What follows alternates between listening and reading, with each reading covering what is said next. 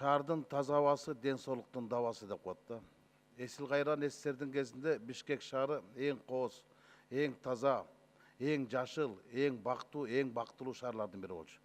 Азыркы күндө Бишкек шаары эң булганган, көк түтүнгө чулганган шаар экени ачыкка чыкты. Өткөндө Чыныбай Акунович өф түтүн деп ыр чыгарды. Бир топ депутаттар көк түтүн деп чыр чыгарды. Ошол Чыныбай Акуновичтин өф түтүнү өкмөттүн өпкөсүнө тийсе керек, кечээ өкмөттө каралыптыр бул маселе. Көк түтүндүн көйгөйү каралыптыр. Анан баягы техникалык кароону киргизебиз деп сунуш келтириптир да. Чынын айтыш керек, биздеги күнөөлүү адамдарды, то есть нерсени аныктап чыгыптыр, бул өзүбүз минген унаалар экен. Анан техникалык кароону кайра киргизүү деген сунуш менен чыгыптыр да. Сунуш менен чыгабы, жумуш менен чыгабы, буну токтотпош керек. Токтому керекпи, же мыйзамы керекпи, буну тез арада кабыл чечиш керек да. Эгерде айыл жеринде таза суу жок болсо, ичкенге, шаарда жутканга таза аба жок болсо, таза коомду ким кереги бар? Тамгасы түшүп калат да, тас коом болуп калат да.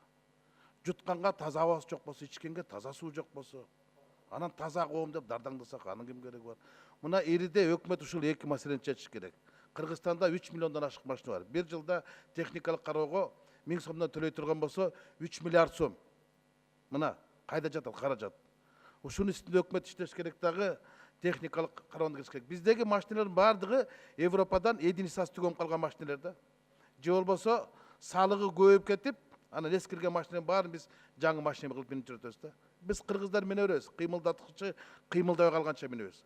Чыгып аткан көк түтүн кандай болот?